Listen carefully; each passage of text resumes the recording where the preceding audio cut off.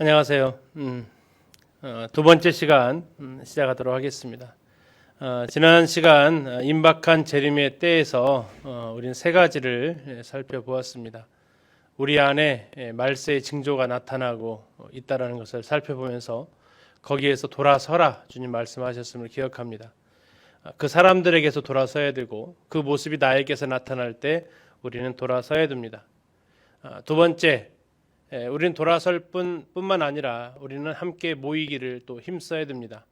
두세 사람이 함께 주님의 이름으로 모일 수 있는 곳에 가서 주님과 함께 할 수 있는 일들을 여러분들이 행하시기 바랍니다. 그리고 세 번째는 우분투, 기억하시죠? 네가 있기에 내가 있다.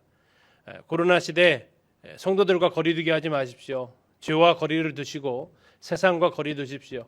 주님과 함께 하시고 새벽 이슬과 같은 주를 깨끗한 마음으로 부르는 청년들과 여러분들이 함께 하십시오. 이게 임박한 재림의 때에 우리가 건강하게 이 시기를 보낼 수 있는 방법이라고 할 수 있겠습니다. 두 번째 시간에는 이제 성도에 합당한 믿음, 소망, 사랑의 섬김에 대해서 같이 살펴보도록 하겠습니다. 믿음, 소망, 사랑, 여러분들이 많이 들어본 말씀입니다. 어떤 말씀이 기억나십니까? 믿음, 소망, 사랑 이 세 가지는 항상 있을 것인데 그 중에 제일은 사랑이니라. 유명한 고린도전서 13장 13절의 말씀입니다. 여러분, 신앙생활의 기초가 뭐라고 생각하십니까? 여러분들 구원을 받고 난 이후에 구원을 받고 난 그 순간부터 시작되어지는 신앙생활에 있어서 가장 중요하고 가장 기본이 되고 가장 기초가 되는 게 무엇이겠습니까? 예수님께서도 강조하셨고요. 사도 요한도 또 사도 베드로도 그리고 사도 바울도 계속해서 강조했던 신앙생활의 기초가 있습니다. 그게 이번 시간의 주제죠. 바로 여러분 믿음, 소망, 사랑입니다. 왜 믿음, 소망, 사랑이 그토록 중요할까요? 앞에서 보셨던 고린도전서 13장에 있는 말씀처럼 이 세 가지는 항상 있을 것이라고 말씀하셨습니다. 항상 있다는 것은 무엇입니까? 이것은 그만큼 중요한 덕목이라는 것이고 이것은 그래서 예수님부터 사도에 이르기까지 계속해서 말씀하셨던 내용들이 되겠습니다. 믿음으로 산다는 게 뭘까요? 소망으로 살아가고 사랑하며 사랑한다는 건 무엇일까요? 구원받은 사람과 구원받지 않은 사람이 살아가는 방식은 어떻게 다를까요?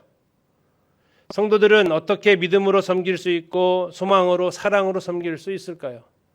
오늘 여러분들과 같이 이 세 가지 그리스도인이 구원받은 이후에 믿음으로 살아가는 삶, 소망을 가지고 사는 삶, 사랑하며 사는 삶에 대해서 같이 살펴보려고 합니다.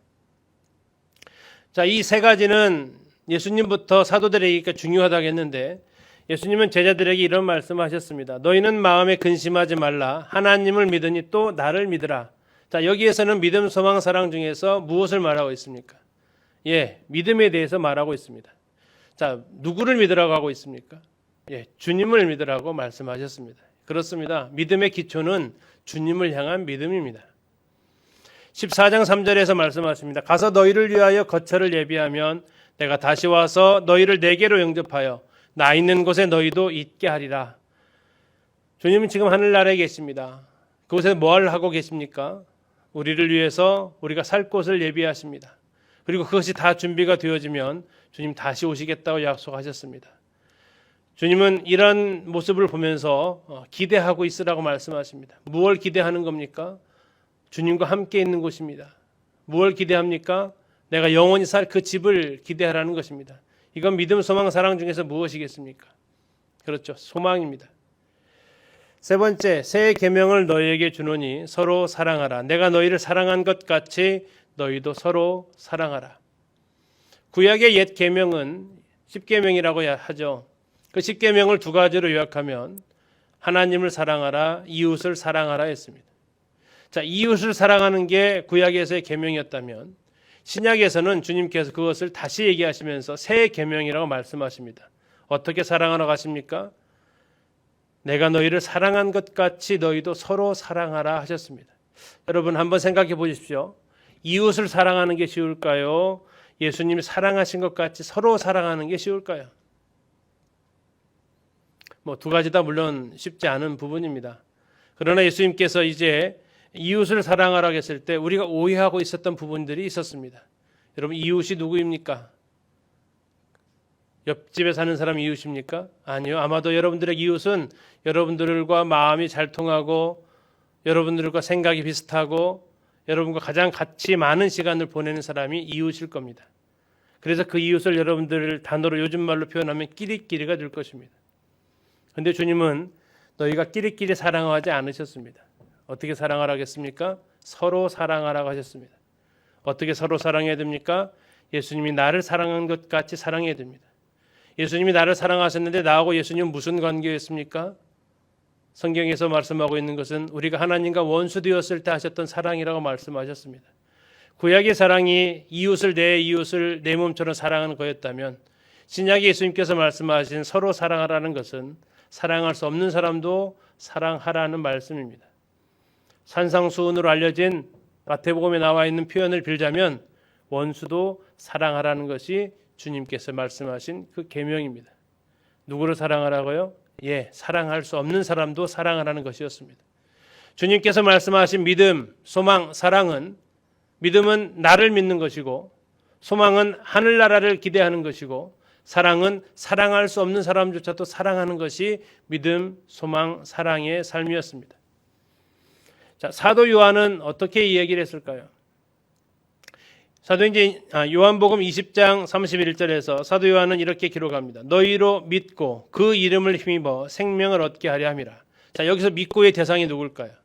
그렇죠. 주 예수 그리스도입니다. 주 예수 그리스도를 믿고 그 예수님의 이름을 힘입어서 생명을 얻는다고 하셨습니다. 자, 앞에서 말했던 예수님과의 공통점이 뭡니까? 그렇죠. 예수 그리스도를 믿는 겁니다. 믿음의 대상은 사람이 아닙니다. 믿음은 예수님을 믿는 겁니다. 요한일서에서 사도 요한은 또 이렇게 얘기합니다. 주를 향하여 이 소망을 가진 자마다 그의 깨끗하심과 같이 자기를 깨끗하게 하느니라. 이 소망이 무슨 소망일까요? 이 소망은 주님이 다시 나타나실 그 소망입니다. 그러네요. 성도의 소망은 무엇입니까? 이 세상이 아닙니다. 주님이 다시 오시는 것이 소망이고 주님이 다시 오셔서 주님과 함께 사는 것이 성도들의 소망이라고 말씀하십니다. 3장 16절에서는 이렇게 얘기하십니다. 그가 우리를 위하여 목숨을 버리셨으니 우리가 이로써 사랑을 알고 우리도 형제들을 위하여 목숨을 버리는 것이 마땅하니라. 자, 사랑에 대해서는 뭐라고 얘기하십니까? 형제들을 사랑하라고 하셨습니다. 형제들. 어떻게 사랑하라고요? 목숨을 버리면서까지 사랑하는 것. 이게 예수님하고 말씀하신 것과 어떻게 연결이 됩니까? 그렇죠. 내가 너희를 사랑한 것 같이 너희가 형제를 사랑하라는 것이었습니다. 주님 우리를 사랑하셔서 원수된 우리를 사랑하셔서 어떻게 사랑하셨습니까? 자기의 목숨을 내어놓으면서까지 사랑하셨습니다. 그럼 사도 요한이 말했던 믿음, 소망, 사랑은 무엇입니까? 동일하게 주 예수 그리스도를 믿는 믿음이고 동일하게 주님의 다시 오심을 기대하는 소망이며 동일하게 주께서 죽으신 형제들을 내 목숨을 내놓으면서까지 하는 주께서 나를 사랑하신 것 같이 사랑하는 그 사랑이었습니다. 자, 이제 베드로가 말했던 믿음, 소망, 사랑을 같이 보겠습니다. 베드로전서 1장 21절에서 너희의 믿음과 소망이 하나님께 있게 하셨다 하셨습니다. 자, 베드로 사도는 무슨 믿음을, 누구를 믿는 믿음으로 얘기하고 있습니까? 그렇죠. 하나님이십니다. 우리가 믿고 있는 예수님, 그분 하나님의 아들이시고 그분은 하나님이시죠. 동일합니다. 믿음의 대상은 사람이 아닙니다. 하나님이십니다. 우리 주 예수 그리스도이십니다. 1장 3절에서 우리를 거듭나게 하사 산 소망 있게 하셨습니다. 구원받은 사람에게 존재하는 것이 살아있는 소망입니다. 여러분들 구원받은 사람이 가지고 있는 그 소망은 무엇입니까? 한결같은 것은 주님과 함께 주님의 나라에서 영원히 사는 것이 소망입니다. 보이는 것이 소망이 아니라고 말씀하고 있죠. 보이지 않는 소망이 참 소망입니다. 베드로전서 4장 8절에서는 무엇보다도 뜨겁게 서로 사랑할지니 사랑은 허다한 죄를 덮느니라고 하셨습니다. 자, 누구를 사랑하라고 말하고 있는 것 같습니까? 잘못한 것이 있는 사람일까요? 잘못한 게 없는 사람일까요? 베드로전서 4장 8절에 보면 우리의 사랑은 누구를 향한 사랑으로 표현되어진다고 말하고 있습니까? 허다한 죄가 있는 사람입니다. 허다한 죄. 그 허다한 죄까지도 덮어줄 수 있는 게 사랑이라고 말씀하고 있습니다. 여러분, 이건 무슨 사랑입니까? 주님이 나를 사랑하신 사랑입니다. 베드로는 주님의 사랑을 알았죠. 그가 예수님을 부인하기 전에 예수님께서 그에게 하셨던 말씀이 있었습니다. 여러분 기억나십니까? 베드로에게 사탄이 베드로를 청구했습니다. 밀가 부르듯 하려고 청구했습니다. 그때 예수님께서 그의 믿음이 떨어지지 않기를 기도하셨고 베드로에게 부탁하십니다. 네가 돌이킨 후에는 내 형제들을 굳게 하라고. 자기가 예수님을 부인했던 경험이 있었던 베드로는 이제 그 많은 허물을 경험했고 그 많은 허물까지도 용서하셨던 주님을 경험했기 때문에 그는 이야기할 수 있었습니다. 허다한 죄를 덮어줄 수 있었습니다. 우리가 누군가를 사랑하는 것은 그가 온전하고 완벽하고 뛰어난 인격을 가져서가 아니라고 말씀하고 있습니다. 어쩌면 내가 아니면 사랑해 줄 수 없는 그 허물이 있기 때문에 내가 그를 사랑해 줄 수 있다는 겁니다. 그게 바로 예수님이 나를 사랑하신 것을 깨닫고 사랑하는 그 사랑입니다. 베드로가 말했던 믿음, 소망, 사랑은 다시 말하면 무슨 사랑입니까? 하나님께 둔 믿음입니다. 소망은요, 하늘에 둔 그 소망입니다. 사랑은요, 사랑할 수 없는 나에게 허물이 있고 죄가 있는 사람까지도 사랑할 수 있는. 근데 어떻게 해요? 뜨겁게 사랑할 수 있는 게 베드로가 말했던 믿음, 소망, 사랑입니다. 끝으로 사도 바울이 말했던 믿음, 소망, 사랑을 보도록 하겠습니다. 사도 바울은 믿음, 소망, 사랑을요 세트로 이야기합니다. 그리고 오늘 이제 이 세 가지 이 사도 바울의 중심으로 믿음, 소망, 사랑의 섬김을 살펴보려고 합니다. 사도 바울이 쓰였던 13권의 서신서 중에 2권의 이 믿음, 소망, 사랑이 세트로 구성되어져 나오는데요. 첫 번째가 골로새서입니다. 이는 그리스도 예수 안에 있는 너희 믿음과 모든 성도에 대한 사랑을 들었으며 너희를 위하여 하늘에 쌓아둔 소망으로 말미암음이니. 아주 잘 요약을 해주고 있죠. 누구를 믿는다고요? 그렇습니다. 그리스도 예수를 믿는 것입니다. 누구를 향한 사랑이라고요? 성도에 대한 사랑. 좀 더 나아가면요. 그렇습니다. 모든 성도입니다. 모든 성도. 어떤 소망입니까? 하늘에 쌓아둔 소망입니다. 믿음은 주님께, 사랑은 모든 성도에게, 소망은 하늘에 두라는 것이 바울이 말했던 믿음, 소망, 사랑입니다. 데살로니가 전서에서는 또한 이렇게 얘기합니다. 너희 믿음의 역사와 사랑의 수고와 우리 주 예수 그리스도에 대한 소망의 인내를 우리 하나님 아버지 앞에서 끊임없이 기억함이니. 자, 어떻게 얘기하고 있습니까? 믿음은 뭐가 필요하다고요? 뭐가 따라온다고요? 역사가 따라온다고 합니다. 사랑에는 뭐가 따라온다고요? 사랑은 반드시 수고가 따라온다고 합니다. 소망은 어디에 두라고요? 우리 주 예수 그리스도에 대한 소망이 둬야 되는데 소망을 가지고 있으면 뭘 해야 된다고요? 그렇습니다. 인내가 필요하다는 겁니다. 믿음과 역사가 한 쌍이고요. 사랑과 수고가 한 쌍입니다. 그리고 소망과 인내가 하나의 쌍으로 존재하고 있습니다. 데살로니가 후서에서도 이렇게 얘기합니다. 형제들아 우리가 너희를 위하여 항상 하나님께 감사할지니 이것이 당연함은 너희의 믿음이 더욱 자라고 너희가 다 각기 서로 사랑함이 풍성함이니 그러므로 너희가 견디고 있는 모든 박해와 환난 중에서 너희 인내와 믿음으로 말미암아 하나님의 여러 교회에서 우리가 친히 자랑하노라. 여기에서도 뭐라고 표현하고 있습니까? 믿음은 어떻게 해야 된다고요? 믿음은 어떤 특징이 있습니까? 그렇습니다. 믿음은 자란다라고 얘기하고 있습니다. 성장한다라는 겁니다. 여러분의 믿음이 성장하고 있어야 된다라는 것입니다. 믿음을 가지고 있는 사람은. 두 번째는요, 사랑은요. 사랑은 점점 더 풍성해져야 한다는 것입니다. 사랑이 믿음처럼 자라간다라고 말씀하고 있습니다. 다음에 데살로니가 후서에서는 소망에 대한 것은 약간 또 안 나오고 있습니다. 다만 나와 있는 것은 인내가 나와 있습니다. 데살로니가 전서에서 사도 바울은 소망을 이야기했잖아요. 소망의 인내. 근데 데살로니가 후서에서 이제 인내라는 단어만 얘기하고 있고 소망은 언급을 하지 않고 있습니다. 데살로니가 후서를 보면 그 이유를 우리가 알 수 있습니다. 뒤에서 좀 더 말씀드리겠습니다. 자, 그래서 이 믿음, 소망, 사랑은 주 예수 그리스도와 그의 제자 요한과 베드로 그리고 사도 바울에 이르기까지 신앙생활에 있는 데 있어서 중요한 기초를 형성하고 있었습니다.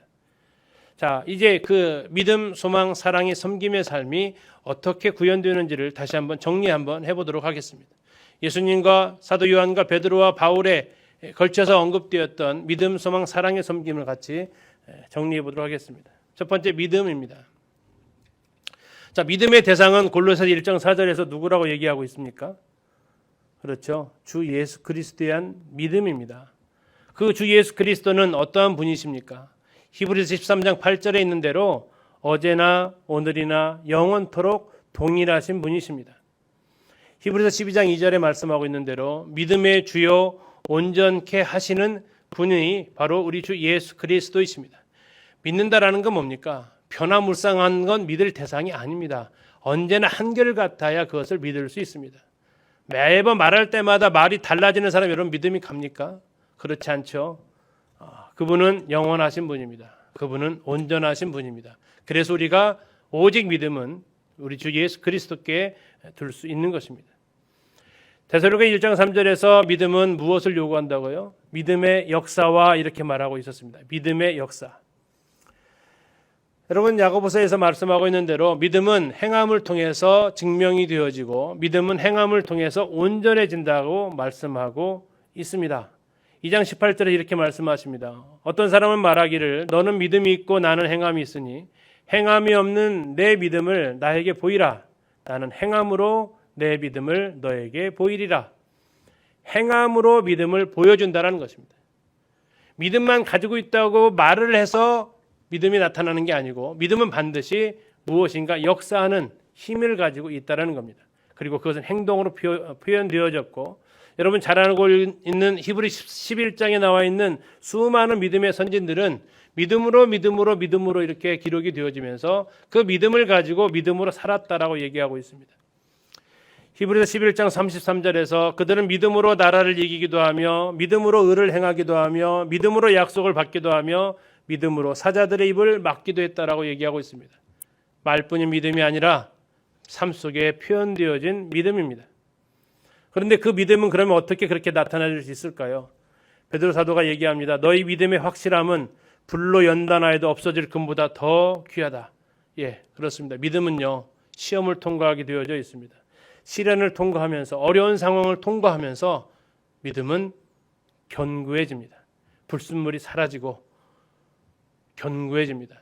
여러분 작년 한 해 코로나 시대를 겪어가면서 믿음의 시련을 강한 불은 아니었지만 그래도 여러분들이 처음 경험하는 자의가 아닌 타의에 의해서 교회에 모이는 것이 방해되어지는 이러한 상황을 경험을 했습니다.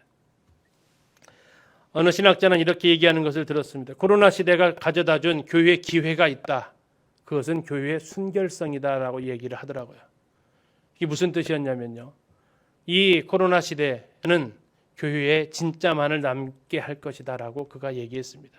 불순한 목적으로 교회에 나오던 사람들은 이 교회가 감염병으로 인해서 자기를 해칠 수 있다라는 그러한 두려움 때문에 교회에 나오지 않게 될 것이다. 더 나아가서 그는 이제 자유롭게 교회를 선택할 수 있는 기로에 섰기 때문에 가짜들은 이 기회에 다 그들은 스스로의 선택으로 교회를 떠나게 될 일이 생길 것이다. 오히려 이 코로나는 교회의 순결성, 정말 주 예수 그리스도에 대한 믿음을 가진 사람들, 순수한 믿음을 가지고 나온 사람들을 이제 교회에 남게 할 것이다라고 이야기를 하는 것을 들었습니다. 믿음은요, 평안할 때는 나타나지 않습니다. 고난의 순간에 믿음은 돋보이게 됩니다. 로마 4장 20절에서 믿음이 없는 것은 하나님의 약속을 의심하는 것이라고 얘기하고 있습니다. 믿음이 없어 하나님의 약속을 의심하지 않고 믿음으로 견고하여져서 하나님께 영광을 돌린 아브라함을 이야기하고 있습니다. 여러분 믿는 건 무엇을 믿습니까? 우리 주 예수 그리스도를 믿습니다. 좀 더 구체적으로 말하면 주 예수 그리스도께서 하신 말씀을 믿는 것입니다. 여러분 그 말씀을 여러분들이 순수히 믿고 있는지는 어려운 가운데 드러나는 것입니다. 어느 책을 읽다가 하나의 글을 읽었습니다. 그 제목은 누구 다른 이 없소라는 글이었습니다. 잠시 소개를 하겠습니다. 한 여행자가 그랜드 캐니언 미국에 있죠. 그 가장자리에 다가갔다가 아마 요즘 사진 찍으러 가는 사람들 많이 있죠. 발이 미끄러지는 바람에 이게 벼랑 끝으로 이렇게 떨어지게 되었습니다. 그러나 다행스럽게 가까스로 나뭇가지를 잡게 되었고 그는 매달려 있게 되었습니다. 그래서 그는 이제 정말 간절한 소리로 부르짖었습니다. 거기 위에 누가 없습니까? 누가 날 좀 구해 주십시오. 정말 온 힘을 다해서 그가 부르짖었습니다. 그때 그에게 한 음성이 들려왔습니다. 내가 여기 있다. 난 너의 하나님이다. 얼마나 반가웠겠습니까? 당신이 거기 계시니 정말 기쁩니다. 저 좀 구해 주십시오. 구해 주기는 하겠지만 그 전에 확인할 일이 있다. 넌 내가 너를 구해 줄 믿느냐? 주님, 제가 확실히 믿습니다. 저는 매주일 교회 나갑니다. 아니, 네가 정말로 날 믿느냐? 제가 얼마나 주님을 잘 믿는지 모르실 겁니다. 저 매일 성경도 읽고 기도도 합니다. 그게 아니라 네가 정말로 날 믿느냐고. 주님 믿습니다. 설교도 열심히 듣고 헌금 생활도 잘 하고 있습니다.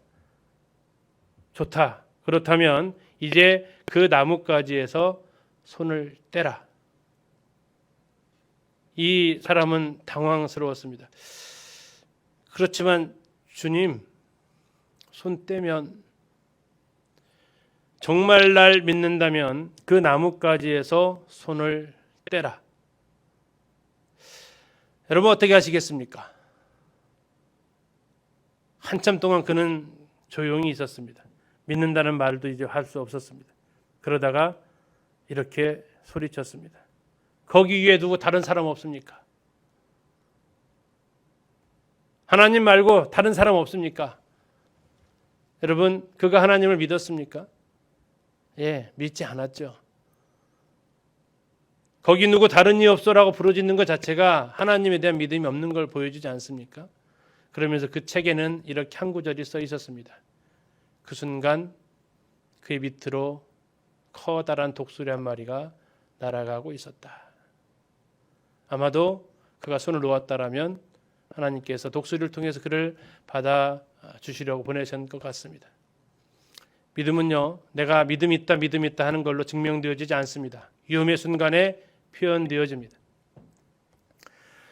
믿음은 성장한다고 데살로니가후서 1장 3절에서 말하고 있었습니다.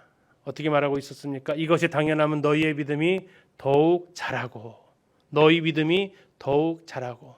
여러분, 구원 받았을 때 믿음하고 지금 믿음하고 같습니까? 성장해 있습니까?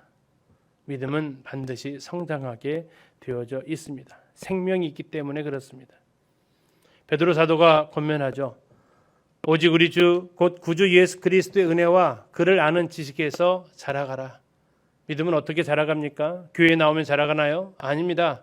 우리 주님을 알아야 자라가는 것입니다. 주님을 아는 지식에서 성장해 가는 것입니다. 그 성장은 어떻게 일어납니까? 사도 바울이 얘기하죠. 믿음은 그리스도의 말씀을 들으면서 난다. 여러분, 하나님의 말씀을 들음을 통해서 여러분들의 믿음이 성장할 수 있는 것입니다. 하나님을 아는 만큼 여러분들의 믿음은 성장하게 되어져 있습니다. 성도에 합당한 믿음의 섬김의 삶, 어떠한 삶일까요? 여러분, 믿음의 기초는 우리 주 예수 그리스도입니다. 좀 더 구체적으로 말하면 그 하나님의 말씀, 성경에 우리의 믿음의 뿌리를 내려야 우리가 바르게 믿음의 기초를 두었다라고 할 수 있는 것입니다. 두 번째, 그렇게 믿음의 뿌리를 바르게 내린 그 믿음은 이제 행동으로 표현되어집니다. 순종입니다. 요한복음 3장에서 말하고 있는 믿음의 또 다른 표현이 있는데 3장 36절에서 믿음은 순종이라는 단어로 대치되어지고 있습니다. 믿는다라는 건 순종하는 것입니다. 아까 누구 다른 이 없어 했던 그가 손을 놓으라는 그 음성에 순종하지 않았다는 것은 믿지 않았다라는 것뿐이죠. 여러분, 믿었다면 행동하게 되어져 있습니다. 세 번째, 믿음은 성장합니다. 어제의 믿음보다 내일의 믿음이 더 나은 것입니다. 옆에 있는 형제 자매들이 여러분 믿음의 성장의 비교 대상이 아닙니다. 여러분들에게 유일한 비교 대상이 있다면 그건 누굽니까? 어제의 나입니다. 여러분, 작년의 믿음보다 올해의 믿음이 여러분들이 성장하기를 바랍니다. 어떻게 성장합니까? 여러분 주 예수 그리스도의 말씀 안에서 여러분들이 자라갈 수 있습니다. 여러분들이 초등학교 때 아무리 똑똑해도 직업을 구할 수는 없습니다. 성장이 필요한 것입니다.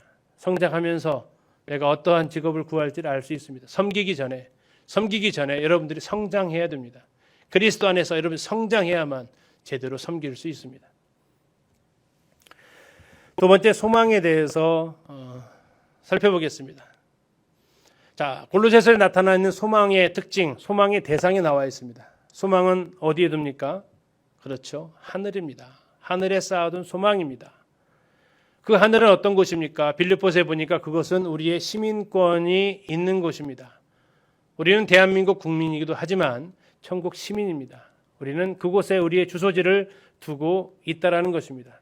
이곳은 잠시 머물다 가는 것이고 그 천국이 우리가 영원히 살 곳이라는 것을 여러분 기억하시고 그곳에 소망을 두십시오. 이 나그네된 이 땅에서 좀 더 큰 집, 좀 더 좋은 차, 좀 더 잘 먹는 것에 소망을 두지 마시고 영원한 그 나라에서 우리의 소망을 여러분들이 두시기를 바랍니다. 그리고 그것은 어떤 곳입니까? 골로새서 3장 1절에 이렇게 얘기하십니다. 그러므로 너희가 그리스도와 함께 다시 살리심을 받았으면 위의 것을 찾으라. 거기는 그리스도께서 하나님 우편에 앉아 계시느니라. 우리가 왜 그것을 소망합니까? 황금길이라서요? 진주문이라서요?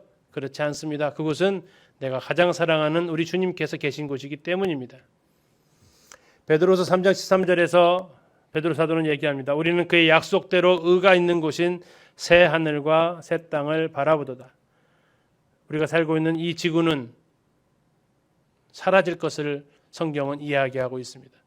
여러분, 사라질 것에 마음을 많이 빼앗기지 마십시오. 아니, 많이 빼앗기는 게 아니라 여러분 전혀 빼앗기지 마십시오. 불타버릴 것입니다. 우리의 소망은 새 하늘과 새 땅입니다. 디모데전서 4장 10절에서 그래서 바울은 이렇게도 얘기합니다. 이를 위하여 우리가 수고하고 힘쓰는 것은 우리 소망을 살아계신 하나님께 둠이니. 소망은 누구한테 둔다고요? 살아계신 하나님께 둡니다. 하나님께 소망을 두고 살아가는 사람의 삶의 모습은 어떻다고요? 수고하고 힘쓴다라고 얘기하고 있습니다. 그게 소망이라면 수고하고 힘쓰는 것입니다. 여러분들이 대학교 들어오기 전에 수능이라는 것을 보았을 것입니다. 여러분, 그걸 통해서 대학의 삶을 여러분들이 보았기 때문에 그것을 위해서 여러분 수고하고 힘썼지 않습니까? 우리가 천국을 소망하고 있다면 이 땅에서는 그 천국을 소망하면서 수고하고 힘쓰는 것이 되어야 하는 것입니다. 이 땅에서 우리가 낙을 누린다라는 것을 여러분 기대하지 마십시오. 이것은 우리가 소망 둘 곳이 아니고 소망을 두고 살아가는 삶이 이루어지는 장소가 이곳입니다. 디모데전서 6장 17절에서 그래서 사도 바울은 권하고 있습니다. 네가 이 세대에서 정함이 없는 재물의 소망을 두지 말고 오직 우리에게 모든 것을 후히 주사 누리게 하시는 하나님께 두라. 예, 우리의 소망은 하나님이고 하나님이 계신 그 하늘나라가 우리의 소망의 장소입니다. 그리고 그곳에 소망을 두는 사람은 이 땅에서 누리고 즐기고 하지 않고 이 땅에서 오히려 그 소망을 바라보면서 수고하고 힘쓰며 살아간다고 얘기하고 있습니다. 어느 책을 보니까 재물을 죽을 때 가져갈 수 있습니까? 없습니까? 없잖아요. 그런데 재물을 가지고 갈 수 있는 방법이 있대요. 어떤 게 방법일까요? 사람들이 재물을 가져가지 못하는 이유는 재물과 함께 죽기 때문에 그렇습니다. 그러면 재물을 가져갈 수 있는 방법은 뭘까요? 예, 여러분 죽기 전에 재물을 먼저 보내십시오. 그리고 내가 그곳으로 가면 됩니다. 천국을 위해서 보물을 쌓아두십시오. 이 땅에서 수고하고 힘쓰는 그 삶이 천국에서 고스란히 여러분 상급으로 남는 삶입니다. 자, 그렇기 때문에 이 소망을 가진 사람은 인내하면서 살아가게 되어져 있습니다.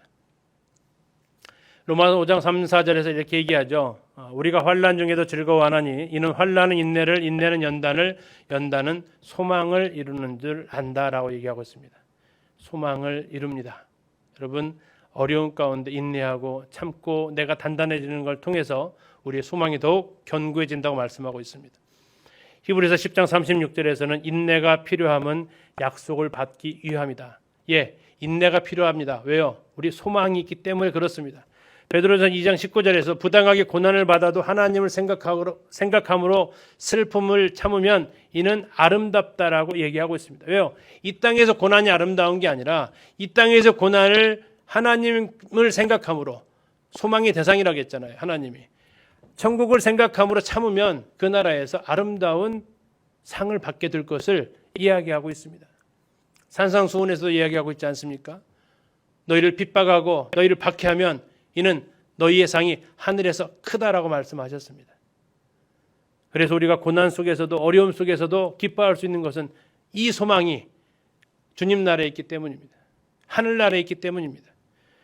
그래서 사도 바울은 데살로니가전 4장 18절에서 이 여러 말로 서로 이루어라. 이 여러 말이 무슨 말입니까? 앞에서 했던 주님이 우리를 공중으로 맞아줘 오신다라는 그 휴거의 소망을 가지고 있습니다. 이 땅에서 소망을 두고 사는 사람은 이 땅에서 고난받으면 정말 견디기 어렵습니다. 왜요? 내 모든 소망이 이 땅이었는데 이 땅에서 어려움 당하니까 얼마나 그게 힘들겠습니까? 그러나 우리의 소망이 이 땅이 아니고 저 하늘나라에 하나님 계신 곳에 소망을 두는 사람이면 이 땅에서 당하게 되는 어려움, 고난은 이겨낼 수 있다는 겁니다. 뭘 바라보면서? 소망을 바라보면서 이겨낼 수 있습니다. 야고보를 통해서 말씀하십니다. 인내하는 자를 복되다 하십니다. 왜요? 주님께서 나중에 그들에게 대해서 어떻게 대우하셨는지를 볼 수 있기 때문에 그렇다고 하십니다. 이 땅에서 소망을 생각하면서 인내하는 자들을 하나님께서 거기에서 어떻게 맞아주실 것인가를 우리는 알고 있습니다. 계시록에 나와 있는 천국의 모습 가운데 하나의 특징적인 모습은 무엇입니까? 주님께서 그 눈에서 뭘 닦아주신다고요? 눈물을 닦아주시는 것입니다. 저는 한때 그 말씀을 보면서 저에게 이렇게 물었던 적이 있습니다. 내 눈에서는 주님을 닦아주실 눈물이 과연 있을까? 내 눈에 눈물을 닦아주시려고 주님이 내 앞에 서셨는데 너는 닦아줄 눈물이 없구나 하고 지나가시면 어떨까? 얼마나 부끄러울까? 하는 생각을 한 적이 있었습니다. 여러분, 천국의 소망을 살아가면 이 땅에서 좀 어렵게 사는 거, 이 땅에서 고난받는 거, 박해받는 거 여러분 등이 이길 수 있는 힘을 가지고 있습니다. 이 소망의 특징은 무엇입니까? 구원받은 사람만이 가지고 있다라는 겁니다. 골로새 1장 5절에서는 이 소망은 여러분이 진리의 말씀 곧 복음을 받아들일 때에 이미 들은 것입니다. 이 복음 속에 숨겨져 있는 것이 바로 천국의 소망입니다. 데살로니가 5장 8절에서도 믿음과 사랑을 가슴막이에 갑옷으로 입으라. 구원의 소망을 투구로 쓰라. 이렇게 얘기하고 있습니다. 로마서 8장 24절에서 우리가 소망으로 구원을 얻었음에 보이는 소망이 소망이 아니니 보는 것을 누가 바라리요? 어떻게 구원 얻었다고요? 소망으로 구원을 얻었다고 하십니다. 이 땅에 보이는 것이 우리의 소망의 대상이 이제는 아닌 것입니다. 구원 얻은 사람은 소망의 대상이 바뀐 사람이라고요. 어디에서요? 이 세상에서. 어디로요? 저 하나님의 나라로. 그리스도인은 바로 그 소망을 가지고 있습니다. 베드로전서 1장 3절에서 그것을 산 소망이라고 얘기하고 있고요. 요한일서 3장 3절에서는 이 주님께서 다시 오실 그 소망을 가진 사람, 성도들은 이 땅에서 거룩한 삶을 살아간다라고 말씀하고 있습니다. 소망의 섬김입니다. 소망은 어디에 두라고요? 내 주님, 내 사랑한 하나님이 계신 그 하늘에 두고 살아가는 것입니다. 우리는 이것을 구원받은 순간 소유하게 되어 있고 구원받은 순간 나는 더 이상 이 세상에서는 나그네로 나는 이 세상에서는 잠깐 지나가는 사람으로 살아간다라는 것을 그가 이제 가치관으로 가지게 된다는 것입니다. 그렇기 때문에 이 땅에서의 삶을 인내하면서 살 수 있습니다. 잠깐 지나갈 시간이기 때문입니다. 소망이 있는 사람은 거듭난 사람이고 그는 자기의 삶을 순결하게 지킵니다. 첫째 시간에서 가나의 결혼잔치에 나와 있던 그 신부처럼 신랑을 맞을 준비하면서 순결한 모습으로 이 땅을 살아갑니다. 끝으로 사랑에 대해서 보겠습니다. 자, 사랑의 대상은 누구입니까? 골로새 1장 4절에서 사랑의 대상은 성도 맞습니다만 50점이에요. 어떤 성도요? 그렇습니다. 모든 성도입니다. 우리는 사랑의 대상에 대해서 좀 깊이 생각을 하셔야 됩니다. 우리가 사랑하는 사랑은요, 정말 모든 사람을 사랑하는 게 아니고 나에게 잘해주는 사람만 사랑하기 쉽습니다. 나랑 잘 통하는 사람만 사랑하기 쉬워요. 근데 성경은 그렇게 말하고 있지 않습니다. 성도들에 대한 가치관을 바꾸라고 얘기하고 있어요. 고린도서 8장 11절에서 그러면 내 지식으로 그 믿음이 약한 자가 멸망하나니 그는 그리스도께서 위하여 죽으신 형제라. 자, 믿음이 약한 자 가까이 하고 싶습니까? 친한 사람입니까? 그러기 쉽지 않은 사람이겠죠. 그런데 그를 향해서 시각을 바꿔야 됩니다. 어떻게 바꾸라고요? 그리스도께서 그를 위해서 죽으셨구나. 예수님께서 그를 위해서 죽으셨다면 나는 그를 위해서 어떻게 해야 되겠습니까? 예, 나도 주님처럼 하는 것입니다. 주님은 마태복음 25장에서 지극히 작은 자 하나에게 한 것이 나에게 한 것이라고 말씀하셨고, 에베소서 1장 15절에서도 이렇게 말씀하십니다. 이로 말미암아 주 예수 안에서 너희 믿음과 모든 성도를 향한 사랑을 나도 듣고, 에베소 교회 성도들은 적어도 바울의 서신서를 받을 때만 해도 어떻게 사랑했다고요? 예, 모든 성도를 사랑했다고요. 끼리끼리 사랑이 아니었다라고 칭찬하고 있습니다. 그리고 이 사랑은 수고가 나타난다고, 사랑의 수고라고 데살로니가서 1장 3절에서 말씀하고 있었죠. 사도 요한은 요한일서 3장 18절에서 자녀들아 우리가 말과 혀로만 사랑하지 말고 행함과 진실함으로 하자. 말뿐인 사랑이 아니라 행동하고 진실한 사랑으로 사랑하자고 권하고 있습니다. 사도 바울은 고린도후서 12장 15절에서 내가 너희 영혼을 크게 기뻐함으로 재물을 사용하고 또 내 자신까지도 내어주리니 너희를 더욱 사랑할수록 나는 사랑을 덜 받겠느냐 말하고 있습니다.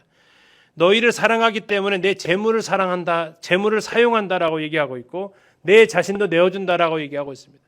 여러분, 사랑하는 사람한테는 두 가지를 쓰는데요. 하나는 시간을 씁니다. 그리고 또 하나는요, 뭘 쓸까요? 예, 그렇습니다. 돈을 쓰는 것입니다. 여러분들이 사랑하는 사람한테는 시간이 아깝지 않고 돈이 아깝지 않습니다. 여러분, 사랑은 수고를 요구하고 있습니다. 행함이 없는 사랑은 사랑이 아니라고 말하고 있습니다. 사도 바울은 갈라디아 교회를 향해서 얘기합니다. 내가 너희를 위하여 그리스도의 형상 이루는 날까지 해산하는 수고를 한다. 해산하는 수고가 어떤 수고입니까? 사람이 지상에서 이 땅에서 할 수 있는 가장 힘든 수고입니다. 옛날에 우리 어머니들은 산부인과가 없던 시절 자신의 생명을 담보로 자녀를 낳는 해산하는 수고를 하셨다라고 합니다.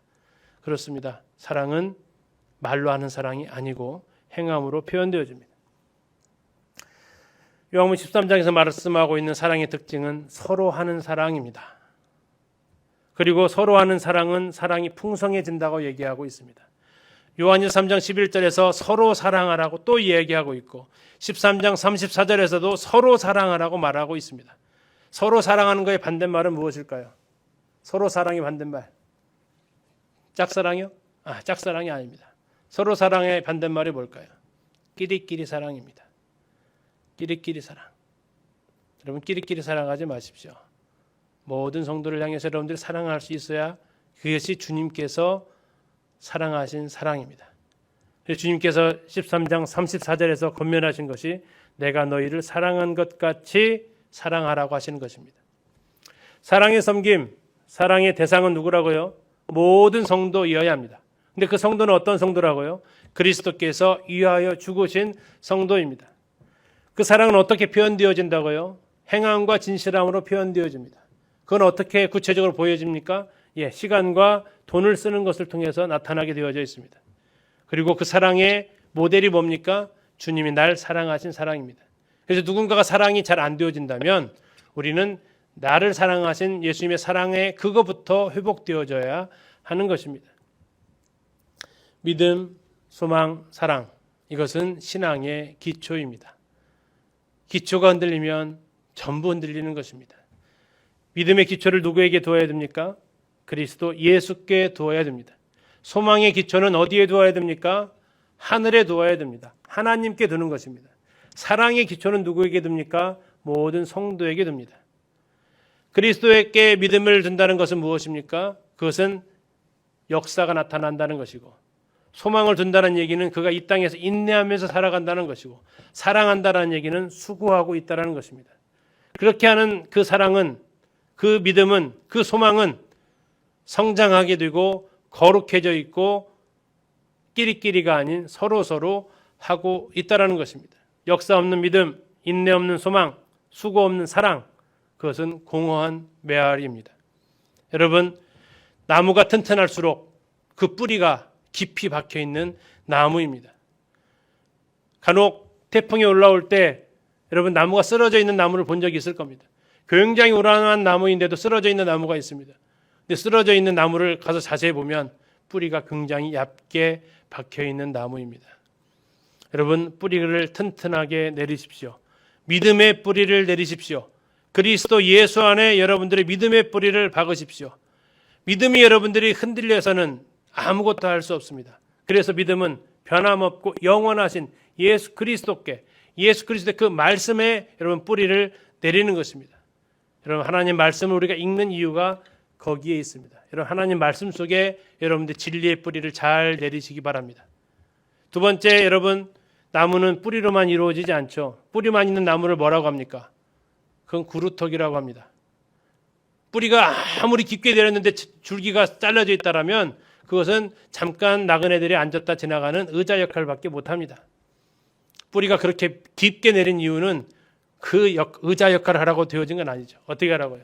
성장해서 열매를 맺으라는 겁니다. 바로 여러분, 나무가 하늘을 향해서 뻗어 올라가듯이 여러분들의 소망이 하늘을 향해서 올라가시길 바랍니다. 하늘을 향해서 살아가는 사람, 하늘 소망을 두고 살아가는 삶은 두 가지로 대표적인 나타나는, 하나는 인내한다라는 것입니다. 수고한다라는 것입니다. 또 하나는 뭘까요? 요한일서에서 말하고 있는 대로 거룩한 삶을, 순결한 삶을 살아가는 것입니다. 나무가 잘 자라기 위해서 가장 위험한 것이 있다면 벌레들입니다. 벌레가 그 나무를 갉아먹기 시작하면 나무는 얼마 안 가서 넘어지게 됩니다. 뿌리가 잘 내려 있어도 여러분, 벌레가 붙어서 줄기에 먹으면 그 나무는 쓰러지게 됩니다. 여러분, 기억하십시오. 여러분, 이 땅에 소망을 두지 마십시오. 왜요? 이것은 불타 없어질 것입니다. 롯의 아내처럼 그 부끄러움을 당하게 될 것입니다. 하늘의 소망을 두시고 하나님 그 계신 그곳에 소망을 두고 살아가는 여러분 되시기를 기도합니다. 끝으로 그렇게 되어지면 열매가 나타나는데 그 열매는 요한복음에서 하나님을 영광스럽게 한다고 말씀하고 있습니다. 너희가 열매를 많이 맺으면 내 아버지께서 영광을 받으신다라고 말씀하고 있습니다. 그 열매가 어떤 열매가 열리겠습니까? 사랑의 열매가 열리는 것입니다. 내가 너희를 사랑한 것 같이 너희도 서로 사랑하면 내 계명을 지키는 것입니다. 너희가 내 계명을 지키면 우리가 열매를 맺는다고 주님 말씀하셨습니다. 믿음의 뿌리를 내리십시오. 하늘을 향해서 나무가 자라가듯 여러분 소망을 하늘에 두십시오. 그리고 모든 성도를 향해서 사랑을 실천함으로 여러분들의 나무가 하나님 앞에 영광 돌려지는 그런 나무가 되어지기를 기도합니다. 성도에 합당한 믿음과 소망과 사랑의 섬김의 삶, 여러분들 어떻게 살아야 될지를 잠시 한번 생각해 보십시오. 여러분들 한 그루의 나무로 생각하시고 여러분들이 하나님의 말씀에 뿌리를 잘 내리고 있는가, 또 여러분 나는 정말 내가 추구하고 내가 바라보는 것은 저 하늘나라 하나님이 계신 그곳인가, 그리고 내가 만나서 사랑하고 교제하고 하는 사람은 일부 몇 명의 끼리끼리가 아니라 주님께서 사랑하셨던 모든 성도들을 향해서 내가 그 열린 마음을 가지고 있는가. 적어도 나는 내가 속한 교회에 누구와도 관계가 불편하지 않고 누구와도 나는 교제하면서 사랑을 나눌 수 있는 그러한 사람이 여러분 되시기 바랍니다. 교회 안에 여러분들이 미워하는 사람이 있다면, 교회 안에 여러분들이 꺼리는 사람이 있다면 여러분의 사랑은 병들어가고 있는 것입니다. 이 땅에서 내가 잘 되고자 한다면, 이 땅에서 내가 출세하고자 한다면 여러분들 소망에는 지금 문제가 발생한 것입니다. 여러분들이 하나님의 말씀이 아닌 그것에 다른 것들에 여러분들의 믿음의 기초를 두고 있다면 여러분들은 흔들릴 수밖에 없습니다. 임박한 재림의 때 믿음의 뿌리를 내리고 하늘의 소망을 두고 서로 사랑하면서 우리가 이 시기를 잘 승리하면서 살 수 있기를 기도합니다. 감사합니다.